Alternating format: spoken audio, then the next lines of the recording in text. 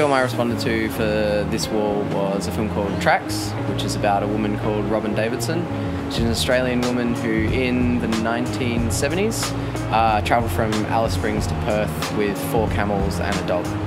I wanted to do something that wasn't totally obvious with the film. A lot of people, when I sort of told them I was responding to it, they're like, oh, paint a camel. But I quite liked to sort of take little elements of lots of things. In a lot of my work, I quite often play with elements from all different areas. Luckily, I actually have that National Geographic article written about her. And the last page of that article, there's this like really beautiful photo of her with the camels in the ocean, because that's where she walked to. So I thought I'd bring in those colours into the piece.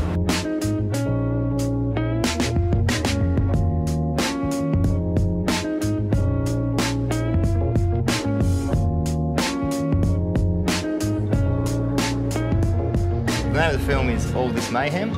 It's a documentary about the skateboarding brothers, the Pappas brothers. I'm basically just documenting their story from when they were young skateboarders up to the professionalism, all the mayhem that sort of ensued, and then the outcomes of when subculture meets fame and fortune, I guess, and sort of all the entrapments and entanglements within that. The reasoning behind this image is sort of like, you know, the belly of the beast. So we've got the rib cage, and that, you know, we've got one of the guys skateboarding in that, just sort of riding the belly of the beast. And then up through the head, you know, we've got the golden horns, which, you know, is a representation of the fame and the money and everything involved with that. And then we've got the mayhem spurting out, so it's kind of like, you know, you can skate the belly of the beast, you know what I mean? You can go there if you want, but I guess that's the thing, is it will probably chew you up and spit you out if you haven't got your head right for it.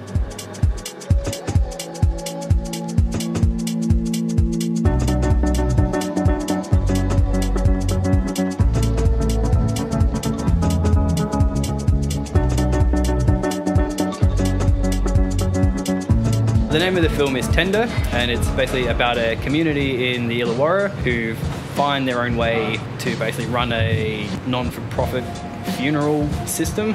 I was very impressed by how pragmatic these people work. Death is something which makes a lot of people in modern society very uncomfortable because it's very sanitized. We don't deal with it ourselves. We kind of farm it off to a funeral industry, and it's really expensive, hence the non-for-profit idea that people had. So in their research of how to get the price down, they really had to confront and be very practical about death in a way that some people in our society usually aren't. And, the Grim Reaper representing death, and it's meant to be this scary character that people throughout history have tried to avoid, but this community have really tackled it head on.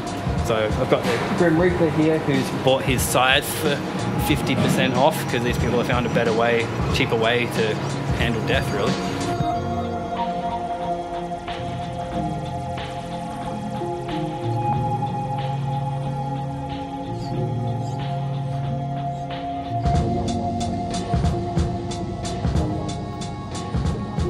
Well, the film I was responding to was Warwick Thornton's The Darkside. It's about a bunch of people telling ghost stories, experiences they've had with the other side, and yeah, it was a great film. I tried to capture like the visceral experience of, fright and confusion, and some, I like painting monsters and stuff like that.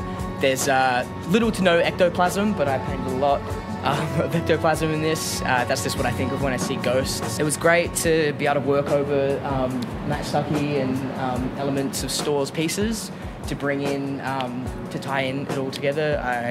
There was already a tombstone, so I had a ghost kind of rising out of that. That sort of imagery talks, speaks for itself almost.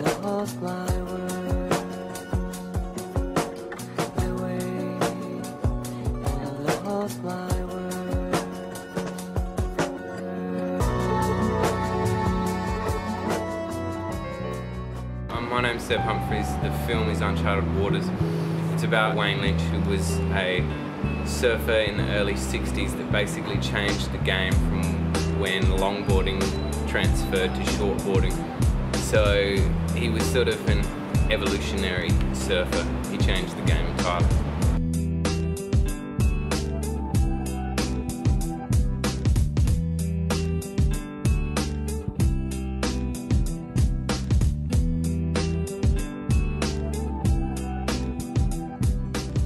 My name's Monkacha Shane Cook, and today I'm painting the response to Wrong Side of the Road.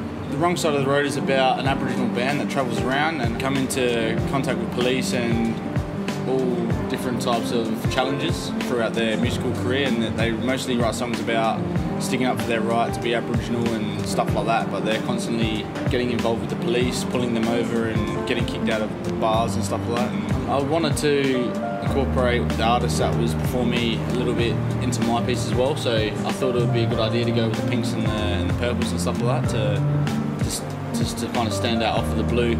But I tried to put as much Aboriginal dot painting influence into it as much as I could, because yeah, I'm Aboriginal myself.